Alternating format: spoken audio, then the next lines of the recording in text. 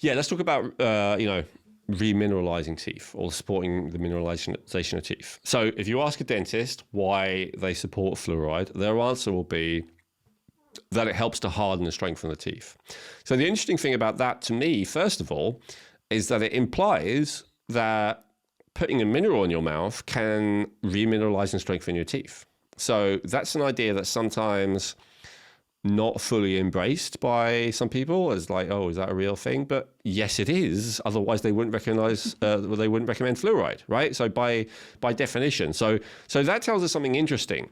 So the only question to me is, okay, so if you can remineralize your teeth, or at least the enamel, like I said earlier, which is the protective layer, so in a way the most important, by putting minerals in your mouth, is fluoride the best candidate?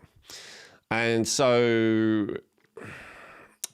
if your sole concern in life is hardening your teeth and strengthening your teeth, the answer is maybe, right? It seems to actually be pretty good at that.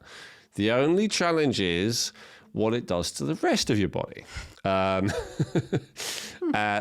So your mouth is not that far away from your brain. And there is a lot. Now, this is not mainstream, but it's getting to be mainstream, and I think it will eventually be mainstream. I don't think this will stay hidden forever. The massively negative effect that fluoride has on cognitive function. So there's been research about it lowering IQ significantly, and IQ is literally the biggest predictor of success in life, going across all kinds of spectrum. It's even one of the biggest predictors for longevity. If you live a long time, is how high your IQ is, let alone how successful you are in financially and in all kinds of areas. So IQ is a hugely big deal. So to take something that even might reduce your IQ significantly seems to me to be a hell of a roll to dive just for, possibly hardening the teeth.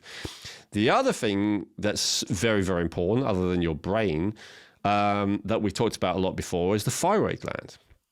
And so the thyroid gland tends to be this magnet for a certain group of metals called the halogens, which is iodine, bromine, chlorine, and fluoride. And so all of those, other than iodine, are pretty poisonous, and fluoride being one of them. And all of them as well will displace the iodine in your thyroid gland to some degree. And cause the thyroid gland to not function as well. I won't talk again about how important it is that your thyroid gland functions well, because I seem to keep talking about it. But check out our episode on the thyroid, and also check out our episode on metabolism to hear me explain just how important the thyroid functioning optimally is. So let's just forget all the other accusations that are thrown at fluoride. If even one of those two is true, if it just slows down your metabolism or it slows down cognitive function, to me that would seem not worth it, especially when there's an alternative. And there is these days.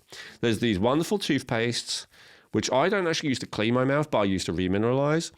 And they contain usually something called calcium hydroxyapatite.